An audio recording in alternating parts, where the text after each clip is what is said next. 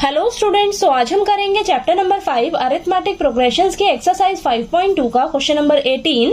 हमें दिया है the sum of the fourth and the eighth terms of an AP is 24 and the sum of sixth and the 10th terms is 44। Find the first 3 terms of AP.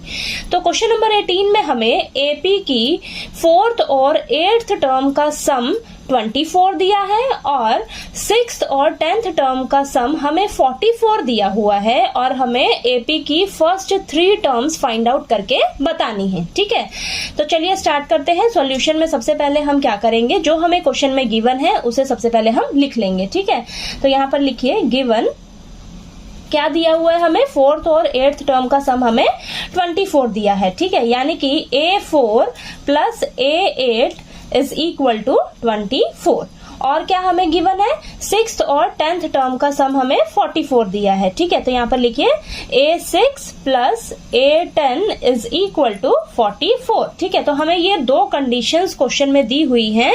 अब इन्हीं 2 conditions को use करके हम क्या करेंगे, AP की first 3 terms find out करेंगे। ठीक है, और एपी की जो टर्म्स होती हैं उसे निकालने के लिए हमें 2 टर्म्स का वैल्यू पता रहना चाहिए। एक तो फर्स्ट टर्म और कॉमन डिफरेंस, यानी कि ए और डी की वैल्यू आपको पता रहनी चाहिए। जैसे ही आपको ए और डी की वैल्यू पता लगेगी तो आप क्या करोगे, एपी की कोई सी भी टर्म आप फाइंड आउट कर सकते हो। ठीक है, तो हम क्या करेंगे, इन कंडीशंस को यूज करके ए और डी का वैल्यू जो है वो निकालेंगे। ठीक है, तो यहाँ पर देखिए A4 को हम क्या लिखेंगे, A प्लस 3D।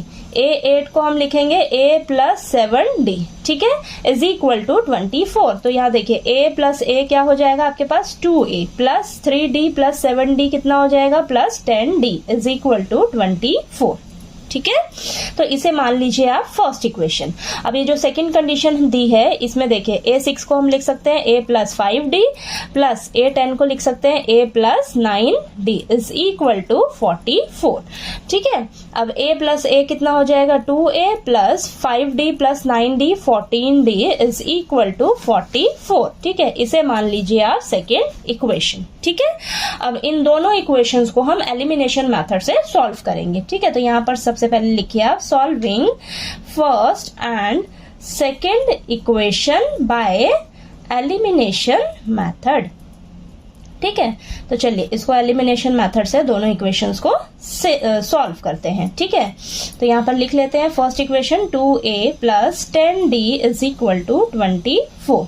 ठीक है, और सेकेंड इक्वेशन क्या है हमारे पास 2A plus 14D is equal to 44। ठीक है, तो यहाँ पर देखिए 2A और 2A सेम है ना, तो ये देखिए सबसे पहले हम क्या करेंगे, साइन को फटाफट से चेंज करेंगे। ठीक है, साइन चेंज किया आपने, प्लस का 2A है और माइनस का 2A है। ठीक है, तो ये आपस में कैंसिल हो जाएंगे। ठीक, और प्लस का 10D है, माइनस का 14D है, तो ये आ जाएगा आपके पास माइनस का 4D, और प्लस का 24 है, माइनस का 44 है। ठीक है, तो यहाँ पर आएगा आपके पास माइनस का 20। ठीक है, अब माइनस से माइनस कैंसल, तो आपके पास क्या बचेगा 4D इज इक्वल टू 20। ठीक है, अभी भी D के साथ 4 मल्टीप्लाई में है तो इस साइड जाकर आपका डिवाइड में आ जाएगा 4। ठीक है, ये आपस में कैंसिल होके आपके पास D का वैल्यू कितना निकल कर आएगा 5।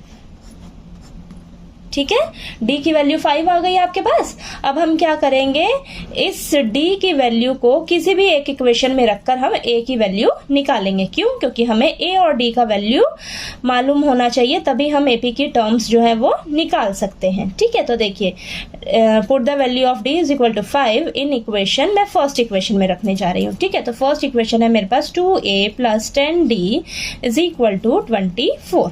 ठीक है, तो यहाँ पर रखते हैं 2A प्लस 10 इंटू 5, D की जगह 5। ठीक है, इज इक्वल टू 24। अब 2A plus 50 is equal to 24। ठीक है, तो यहाँ पर सॉल्व कर लेते हैं। 2A is equal to 24 plus का 50 है, इस साइड जाकर माइनस का 50 हो जाएगा। ठीक है, तो चलिए यहाँ कर लेते हैं सॉल्व।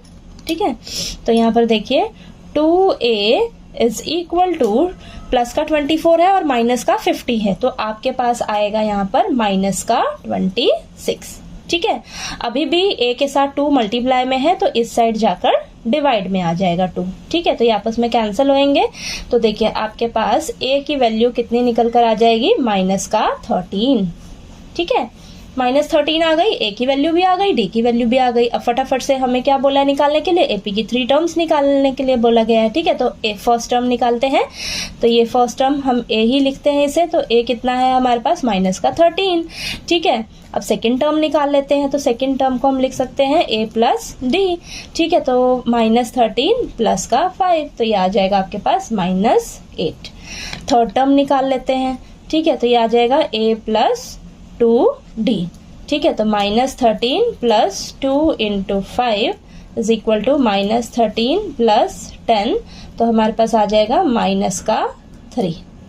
ठीक है, तो देखिए आपके पास ये एपी बन गई।